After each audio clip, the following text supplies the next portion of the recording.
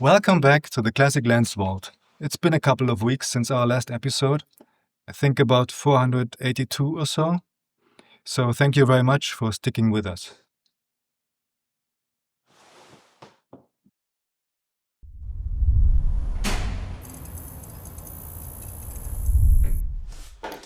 Now, in this episode, Tessa and I are going to have a look at this Olympus Zuiko 55mm f1.2.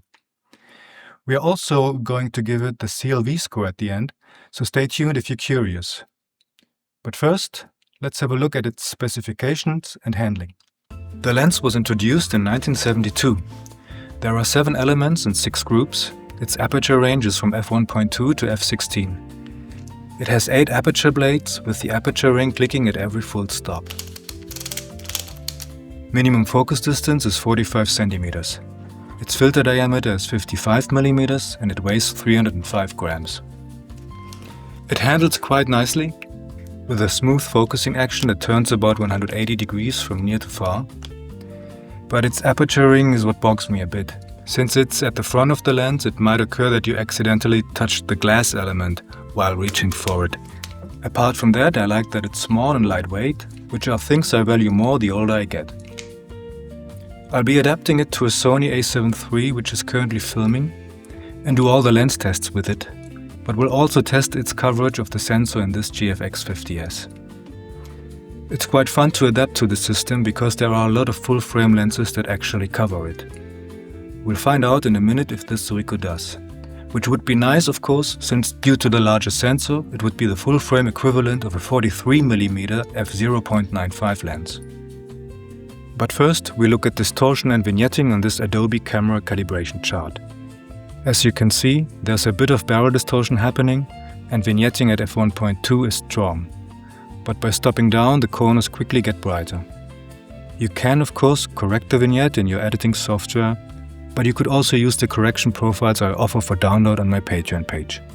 The link is in the description below the video. Lateral chromatic aberrations are clearly visible in the form of blue and yellow fringes. Only wide open they are masked a bit by the spherical aberration. Longitudinal chromatic aberrations are also quite pronounced, but they are almost gone by f4.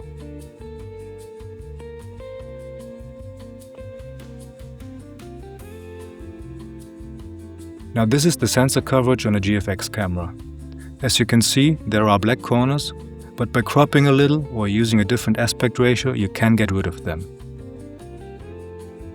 Back to the A7, let's have a look at sharpness at infinity and in the middle of the frame.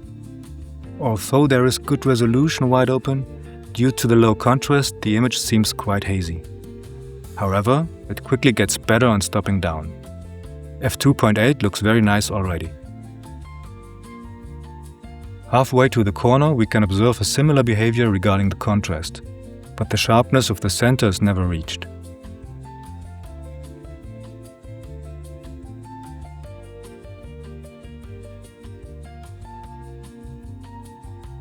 Now the same sequence for the corner. Interestingly, it sharpens up nicely, albeit only at a 5.6. But it gets sharper than closer to the middle, which means there's a so-called mid-zone dip happening.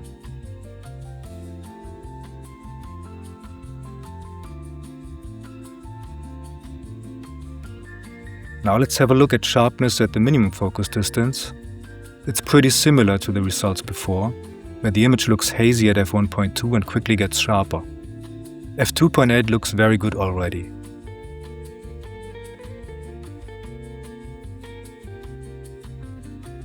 Unfortunately, the same can't be said about the corners. They never get as sharp as at infinity.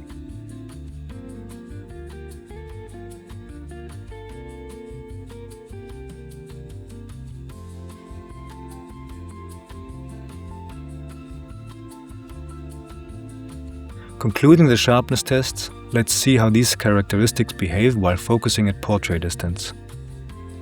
Thankfully, Tessa has the talent of holding still, so having the exact same framing for these tests is possible.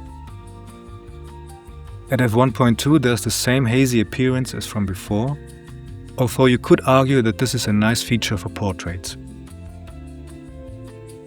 Next in our test suite is the Bokeh. Wide open it's a little edgy, which in my book doesn't look bad, but if you want to get rid of that you'd need to stop down to f2. You can also see where the sensor of a full-frame camera would end.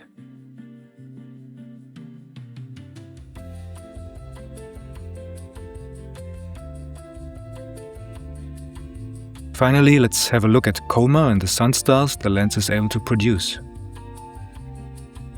Wide open it's quite bad, but at f4 sunstars begin to form. And they don't look bad either.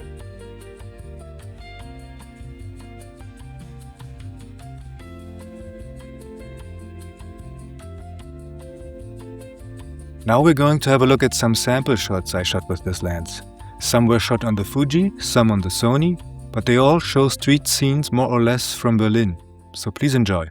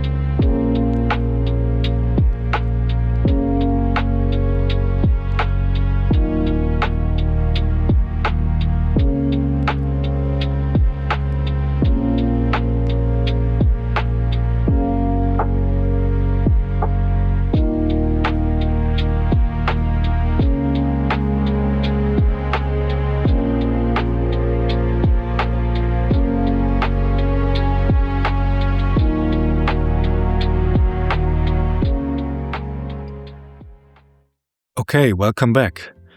We are through with all the tests for this lens, time to give it a score for all the single disciplines and also an overall one. For handling and features it's a solid 7, a 5 for aberrations, for sharpness it deserves an 8, a 7 for its bokeh since f1.2 is already half the battle here, and the sunstars are decent and for about 250 to 300 euros on the used market, value is still okay too. 39 of 60 possible points doesn't seem too bad, but we're curious to see what future tests of other classic lenses will bring. Thanks for watching.